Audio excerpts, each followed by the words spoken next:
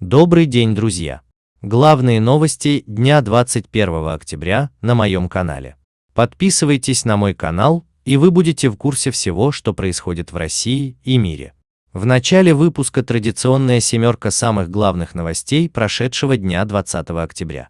Первая новость – это максимальное с начала пандемии количество случаев заражения коронавирусной инфекцией за сутки в России – 16 319.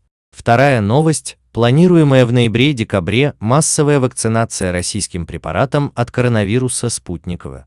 Третья новость – планируемая слежка за гражданами со стороны столичных властей путем установки аппаратно-программных комплексов на остановках общественного транспорта и пешеходных стелах и сбора данных о перемещении граждан по MAC-адресам через Bluetooth и Wi-Fi.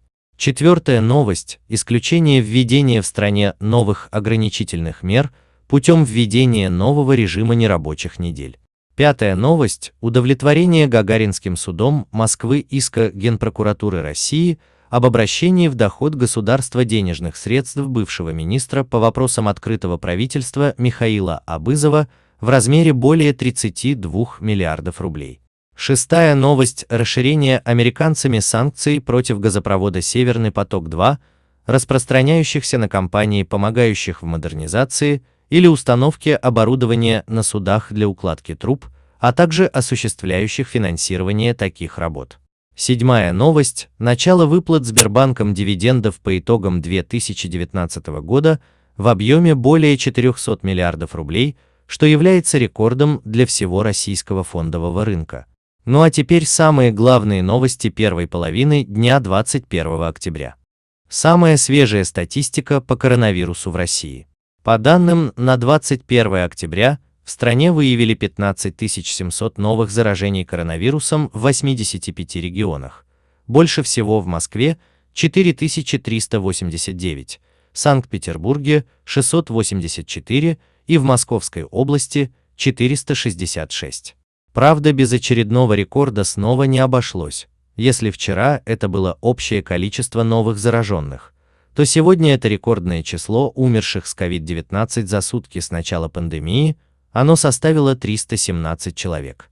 Сегодня утром стало известно о смерти почетного председателя Патриаршей комиссии по вопросам семьи, защиты материнства и детства протоиерея Дмитрия Смирнова.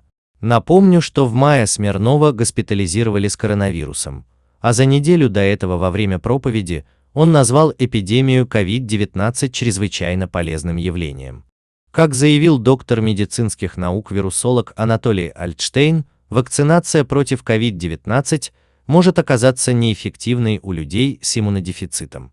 Он поставил под сомнение ранее прозвучавшую информацию о том, что антитела плохо вырабатываются у пожилых людей, людей в стрессе и у тех, кто принимает противовоспалительные препараты и злоупотребляет алкогольными напитками. Как пояснил вирусолог, это зависит не от состояния здоровья, а от особенностей организма, о которых никто не знает. В Совете Федерации сегодня неодобрительно отнеслись к вчерашнему решению американских властей об утилизации аппаратов искусственной вентиляции легких, доставленных из России в качестве гуманитарной помощи. Как заявил член Совета Федерации Владимир Круглый, такая помощь в дальнейшем вряд ли будет поставляться. Как сообщают столичные риэлторы, отмечается огромный спрос на дорогую недвижимость в Москве на фоне опасений введения новых санкций со стороны Америки в случае победы на президентских выборах Джо Байдена. Так, в сентябре спрос на премиальные квартиры в столице взлетел на 65%. С января по 20 октября цены на автомобили в России увеличились от 3 до 15%, сообщает газета «Коммерсант». Основная причина роста цен – это ослабление курса рубля по отношению к доллару и евро.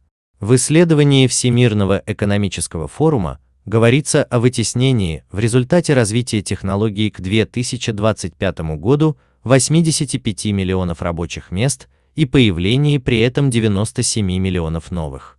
На этом мой дневной новостной блок подошел к концу. Жду вас вечером на моем канале с полной картиной дня 21 октября. С уважением, Ренат.